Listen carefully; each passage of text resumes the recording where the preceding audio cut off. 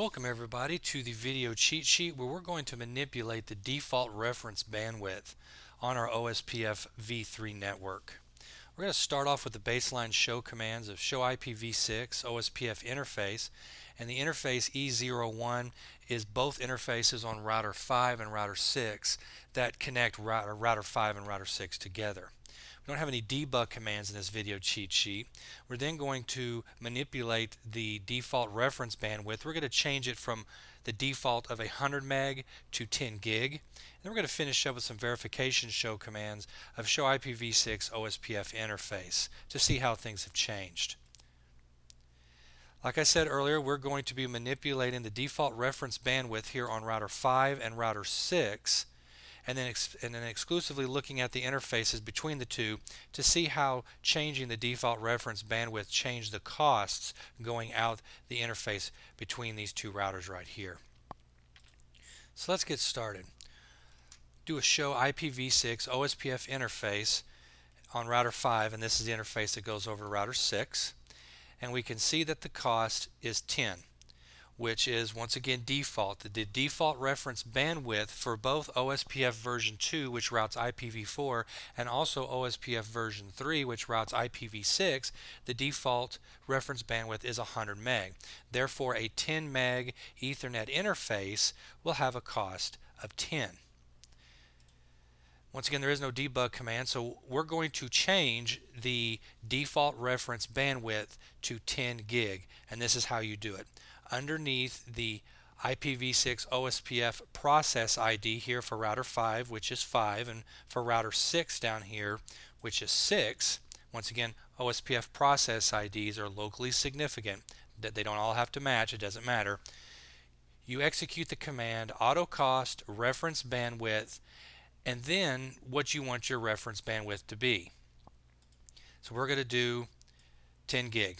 That's 10 gig right there. So let's go ahead and put this command in real quick. And you're going to notice, well here, I'll get back to that here in a minute. Let me back up here a little bit. You'll see that the reference bandwidth is in terms of megabits. That's how I knew that that was 10 gig, because this is 10,000 megabits or 10 gig. So once again, the reference bandwidth is in terms of megabits. Now, when I put in that command, it didn't do it here the second time when I hit enter, but when I put the command in the first time, I got this output right here that says the reference bandwidth has changed. Please ensure the reference bandwidth is consistent across all routers. You want that. You want every single router using the exact same reference bandwidth to make its routing decisions. You don't want to have half your routers running on one reference bandwidth and the other half running on another, because that could mess up your routing, where you possibly could get one router based off its default metrics saying this is the best way to go, and when the traffic gets, let's say, from router 2 to router 3, then router 3 using a complete different reference bandwidth could say no, it's back to you. And so it's just a good idea to keep them all the same. So let's now go and do our verification show command here on router 5, and before the cost was the default of 10, and now the cost to go out this interface over to router 6 is 1,000, because we've changed the reference bandwidth from 100 to 10 gig. So let's go over and look at router 6 real quick. We should see the same things. This is the interface between router 5 and router 6. It has a cost of 10 because router 6 is still basing its routing metrics off the default reference bandwidth of 100 meg. So we're going to change it to 10 gig, which we just did, once again underneath the IPv6 OSPF process ID, and there's our command in megabits per second.